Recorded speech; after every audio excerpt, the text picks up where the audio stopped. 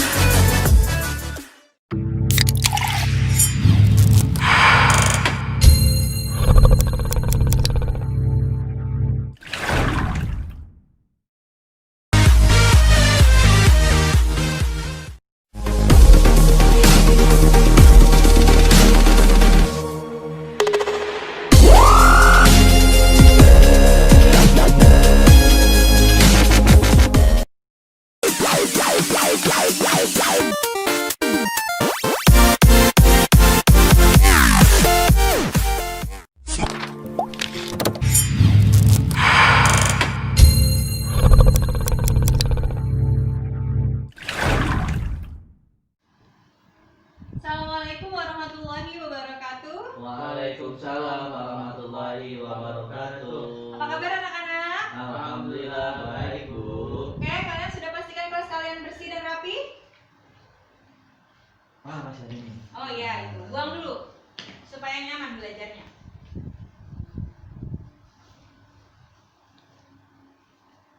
Jangan lama-lama Idris keluarnya. Enggak, Bu, sebentar dulu. Ibu absen dulu ya. Idris, Hadir, Bu. Arif, Hadir, Bu. alhamdulillah hadir semua ya. Tidak ada yang tidak masuk. Alhamdulillah. Sebelum kita mulai belajar, mari kita berdoa terlebih dahulu agar pembelajaran hari ini diberkahi oleh Allah Subhanahu wa taala. Amin. Berdoa mulai. Amin. Oke, anak-anak. Ada yang masih ingat tidak ya? Minggu kemarin kita belajar apa? Belajar apa ya? Oh, laporan keuangan, Bu. Betul. Minggu kemarin kita sudah belajar laporan keuangan. Apa sih itu laporan keuangan? Laporan keuangan itu melaporkan keuangan, Bu, tentang keuangan. Ya, betul Idris. Betul memang melaporkan keuangan. Tapi lebih rincinya adalah kegiatan uang masuknya perusahaan yang ditulis disebut juga laporan Keuangan. Nah, laporan keuangan itu ada banyak Idris. Ya, kita lihat ya, apa aja sih?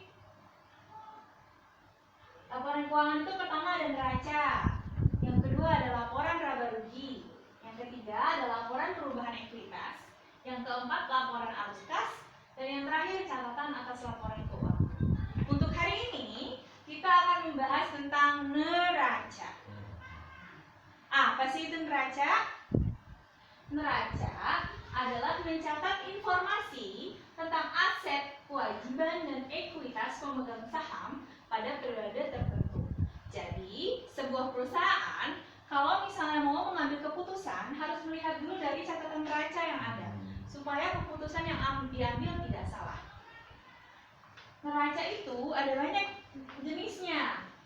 Pertama, aktiva. Ada yang pernah dengar tidak tentang aktiva? Belum, Bu. Ya, nanti ketika kalian bekerja di perusahaan dan kebetulan kalian bekerja di bagian keuangan, kalian akan sehari-harinya menemukan tentang ini, tentang aktiva, tentang kewajiban, dan tentang ekuitas. Jadi ibu harap kalian memperhatikan dengan baik-baik, oke? Iya, siap. Pertama, aktiva. Aktiva itu apa sih? Semua kekayaan yang dimiliki perusahaan. Semuanya, termasuk uang yang dimiliki, terus juga hutang yang ada di orang, selanjutnya juga bangunan, aktiva juga, mesin, mobil untuk kendaraan perusahaan, itu juga termasuk aktiva. Aktiva terdiri dari pertama aktiva lancar. Semua aktiva yang dapat dicairkan atau diuangkan tidak lebih dari 1 tahun atau 1 siklus keuangan. Uang yang dimiliki perusahaan itu termasuk aktiva lancar. Habis itu surat-surat berharga termasuk aktiva lancar karena itu bisa dicairkan tidak lebih dari 1 tahun. Yang kedua, investasi jangka panjang, yaitu penanaman modal dalam perusahaan lain dalam jangka waktu yang panjang. Kalian tahu ya, sekarang sudah banyak yang mengenal investasi. Paham investasi itu apa? Apa itu, Ari? Iya, nanam modal di mana? Di pohon, di tanah? Nanam modal kita di perusahaan lah. Yang kita yakini perusahaan itu mempunyai keuangan yang stabil dan juga bisa mendatangkan keuntungan untuk kita. Itu disebut investasi atau penanaman modal. Yang ketiga, aktiva tetap. Kekayaan yang dimiliki perusahaan yang pemakaiannya lebih dari 1 tahun, digunakan untuk operasi dan tidak untuk dijual. Contohnya adalah mesin perusahaan. Kayak misalnya ada pabrik kertas, ada mesin pemotong kertas. Nah, itu kan tidak mungkin dijual ya, karena itu untuk operasi jalannya perusahaan. Yang terakhir ada aktiva tetap tak berwujud. Hak istimewa yang dimiliki perusahaan dan mempunyai nilai tetap tapi tidak mempunyai bentuk fisik. Contohnya nanti kita akan belajar sama-sama. Selanjutnya, Ibu akan menjelaskan masing-masing penjelasan dari apa itu aktiva lancar, aktiva dan aktiva lain. Untuk aktiva lancar, contohnya ini yang kita lihat sama-sama. Pertama, kas atau cash. Maksudnya apa? Uang yang dipegang sama perusahaan itu, baik uang yang ada di perusahaan, yang ada di saingan perusahaan, atau yang ada di bank tapi bisa langsung diambil. Selanjutnya, surat berharga. Surat berharga apa aja sih? BPKB, Bu. Ya, betul. Untuk perorangan, surat berharga termasuk BPKB ya, yang bisa dijual atau dijadikan digada ya. Iya. Yang kita tahu. Tapi untuk perusahaan bisa surat obligasi dan yang lain-lain. Selanjutnya, piutang dagang. Ada yang paham nggak sih di sini piutang itu maksudnya apa? Kalau hutang kan kita tahu ya, kita minjem uang ke orang. Kalau piutang? Apa ya? Sebaliknya. Maksudnya gimana tuh sebaliknya? Gimana? Piutang adalah kalau misalnya orang lain meminjam uang kepada perusahaan kita, jadi uang kita ada di orang lain, itu disebut piutang. Piutang juga ada piutang dagang, piutang wesel, dan piutang pendapatan. Selanjutnya adalah persekot beban atau beban dibayar di muka. Contohnya seperti perusahaan mencicil kendaraan, truk misalnya. Harusnya perusahaan membayar sebanyak 12 kali dan per bulannya 50 juta misalnya. Cuma dibayar di awal oleh perusahaan sebanyak 200 juta. Itu termasuk aktiva lancar karena beban dibayar di muka. Selanjutnya perlengkapan perusahaan banyak ya. Kayak misalnya ya kursi-kursi juga termasuk perlengkapan. Selanjutnya persediaan barang dagang atau stok yang sama yang kita kenal. Selanjutnya adalah selain aktiva lancar tadi kita belajar aktiva tetap. Apa aja sih aktiva tetap? Pertama, tanah. Semua perusahaan pasti punya tanah ya. Perusahaannya berdiri di mana? Di atas langit. Yang kedua adalah gedung. Ketiga, mesin. Keempat, peralatan toko, alat angkut dan peralatan kantor termasuk aktiva tetap. Selanjutnya ada aktiva tetap tak berwujud. Maksudnya ini bukan hantu ya, Idris dan Arif, tak berwujud. Maksudnya adalah kepemilikan perusahaan tapi tidak ada wujudnya. Contohnya apa aja sih? Pertama, goodwill, nilai lebih yang dimiliki suatu perusahaan karena keistimewaan tertentu. Yang kedua, hak paten, hak tunggal yang diberikan pemerintah kepada seseorang atau badan karena penemuan tertentu. Contohnya, perusahaan itu menemukan sumber emas. Nah, didaftarkan oleh perusahaan itu hak patennya perusahaan tersebut, maka itu menjadi hak paten dan tidak boleh diakui oleh perusahaan. Selanjutnya hak cipta. Ada yang tahu hak cipta itu apa? Lagu gitu. Tentang lagu. Contohnya Ariel Peter Pan ngeluarin lagu. Lagunya apa ya? Lagu Ariel Peter Pan apa ya? Ibu lupa. Banyak, Bu. Bintang di surga. Oh iya, Bintang di Surga. Karena Ariel sudah menghak ciptakan, daftarkan hak ciptanya, maka tidak ada satu orang pun yang boleh mengakui lagu itu sebagai lagu orang lain. Selanjutnya merek dagang. Ini yang sering dibicarakan kemarin mengenai perusahaan BUMS. Ada yang tahu? Ya betul, geprek. Jadi kemarin merek dagang geprek Bensu diperebutkan oleh pihak Ruben Onsu dan pihak pesaingnya karena sama-sama memiliki nama yang sama. Ya betul, sama-sama Bensu. Akhirnya mereka memperebutkan merek dagangnya. Cuma dengan terpaksa Ruben Onsu kalah karena belum mendaftarkan merek dagang sehingga diakui oleh perusahaan lain. Selanjutnya adalah hak sewa. dan yang terakhir Prancis. Prancis tahu ya, contohnya kayak tebak, betul. Ada lagi apa ya? Kalau martabak Bu, Boleh, martabak apa yang terkenal ya yang ada Prancisnya? Bangka. Ya, martabak Bangka. Selanjutnya, kewajiban. Di dalam neraca juga ada harus kita menulis kewajiban atau hutang yang dimiliki perusahaan. Jadi di situ di dalam neraca kita bisa melihat data apa aja sih hutang-hutang yang dimiliki perusahaan. Hutang-hutang juga banyak ya bentuknya. Pertama ada hutang lancar, yaitu utang dagang, utang wesel, utang pendapatan. Maksudnya apa sih utang pendapatan?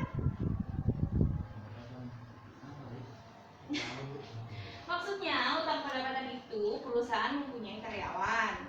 Nah, karyawannya ini belum dibayar gajinya, itu disebut utang pendapatan. Selanjutnya utang bukan. Yang selanjutnya ada utang jangka panjang, ada utang obligasi, kredit investasi, dan kewajiban-kewajiban lain. Itu adalah bagian-bagian dari neraca. Di sini semuanya paham? Insya Allah paham Bu. Bener paham ya? Iya dong harus. Oke, kalau paham, ada yang mau ditanyakan nggak kira-kira? Nggak ada. Bener nggak ada? Nggak ada yang mau lebih dalam lagi? Tentang neraca Bu ya. Ya. Apa itu? Neracanya posisinya harus seperti itu terus Bu. Ya betul. Apa? Tentang aset-aset itu kan Bu ya. Ya, Iya. jadi neraca itu harus ada semua, aktiva lancarnya harus ada, aktiva tetapnya harus ada, kewajibannya juga harus ada di situ. Nggak boleh diubah-ubah Idris, Itu nggak boleh. menggambarkan perusahaan itu. Iya, misalnya Idris nih lagi di keuangan, terus Idris mau menghilangkan kewajiban di neraca itu karena lagi males nggak usah nulis Kan kewajiban. ditutupin Bu dikit-dikit. Iya, ditutupin misalnya biar utangnya nggak kelihatan. Itu nggak boleh ya, karena itu sama aja menghilangkan laporan keuangan perusahaan, itu ilegal. Oh iya. Ya, oke. Ada pertanyaan lagi nggak? Baik, enggak. Nggak ada, benar? Oke. Kalau tidak ada, sekarang waktunya tugas. Tugasnya adalah kalian membuat mind mapping. Mind mapping itu apa sih? Mind mapping contohnya salah satunya ada yang di depan ini. Kalian boleh bentuk akar atau boleh bentuk kotak-kotak boleh. Mind mappingnya di sini bisa kalian tulis tentang neraca. Kalian kan tadi udah belajar ya neraca apa aja sih? Ada aktiva lancar apa saja kalian tulis di sini. Ibu bagikan satu-satu kertas karton, kalian bikin mind mapping di sini. Jangan lupa diwarnai supaya bagus. Ibu kasih waktu 10 menit. Yang rapi Idris. Diwarnain ya, biar Iya. bagus ya. Iya.